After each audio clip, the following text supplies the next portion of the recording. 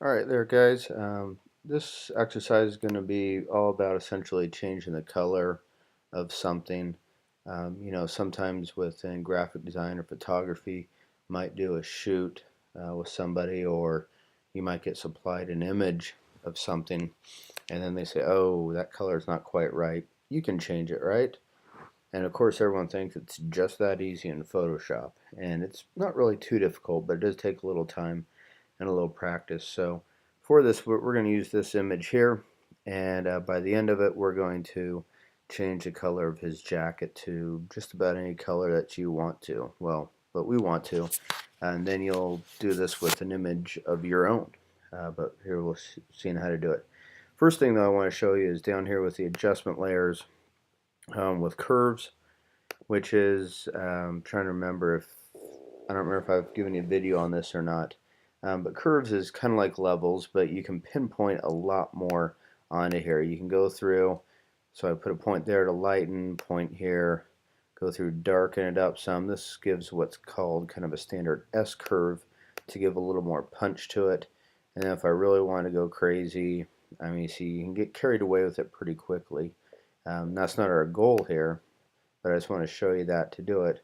But one nice thing though about, whoops, I want to delete that, about the curves layer is up here with this hand right here. If I click on this, and if I know I want to darken them up some, starting with just the shadows, I can come here and click in a dark area, and you can see when I move my pointer over here, it's pinpointing on this from dark to light, which area I'm picking on. So if I click here and then just actually move down, see, I can go quite a bit down. I don't want to go that far down, but just to darken the picture up a little bit, and then come back to it, click on a highlight area, maybe somewhere around in here, move it up a little bit. I'm just moving my mouse up slowly. That right there gives, you see here, a little bit more punch to the image, just a little bit more to it. Next thing that we want to do then is, like as I said, we're going to want to make a change to this jacket. Several different ways that we can do this. Easiest way for me personally is I'm going to go to my lasso. I'm going to have my feather up here set to 0 by default.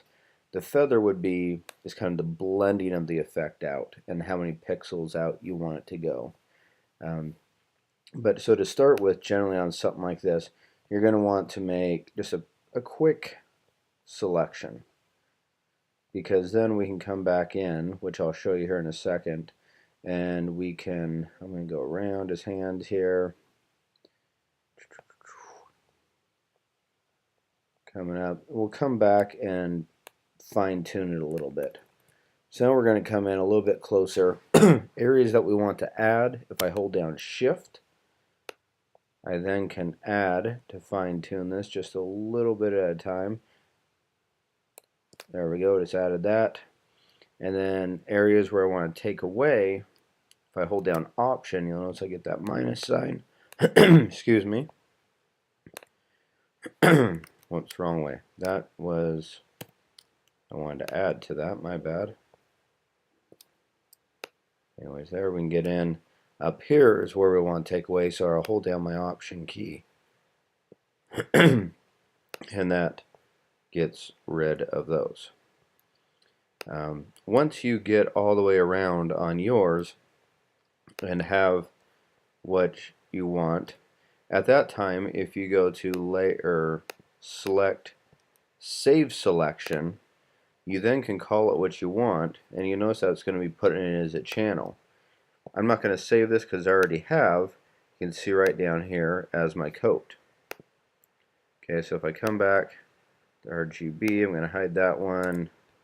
And then what I can do at any time, since I have this saved, if I hold down Command on my Mac and click, it brings up the selection. So that is already done.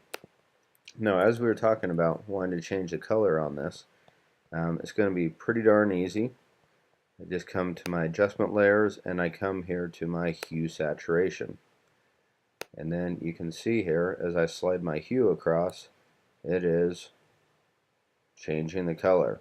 So for example, maybe if this coach, this is the soccer coach at Coeur d'Alene High School, If you were to get promoted or maybe go to work for North Idaho College where they're the Cardinals and he's going to be wearing red, and we want to do a photo illustration of that, here we go. We can show, this is an illustration of what it would look like of him being there. Something else on this though, if we want, we can come back and reload our selection. So command click on that in my channels, come back here, and now maybe we want everything to be black and white except for the jacket here. So if we come here, we go to our black and white, but the problem is that's made the jacket black and white. That's not what we want. So on this, if we click on our mask, right here is a button for invert. We can click that. Notice that now our mask is switched or inverted. Another option for that would be Command I, or a third way is, no, it's not letting me do it there, my bad. But Command I for invert, or you can click the button here. So now we're showing to really emphasize the red on this. Just a pretty simple, quick way. We've done our curves, hue, saturation, black and white, and we have saved our channel here for what it is. So if at any time we want to, again, command click on that, and it just brings back that selection. That way you don't have to keep doing it over and over and over. And any time that you spend more than a couple of minutes making a selection, I really, really, really recommend that you save that selection, because you just never know when you're going to need to bring it back again, and it's going to save you a ton of time. So this time I can go and go to select deselect, or Command D, and there we go. At any time too, I can come back.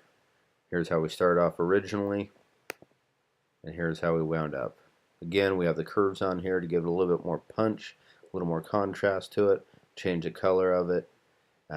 Also saving it this way, which I will want you to do, save it as a PSD so we can see this, but then we can just come back also this way by hiding our layers to see how it looks through each and every one of them.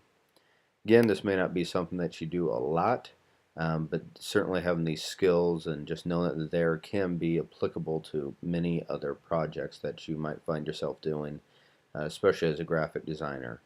There's just lots and lots of stuff that you never know what you might do.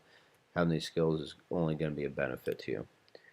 So again, you'll pick a picture of yours and do essentially the exact same thing. You'll find something in the image that has some color, change the color on it, make everything else black and white, and of course to start with on it though, help make it look nice and beautiful originally.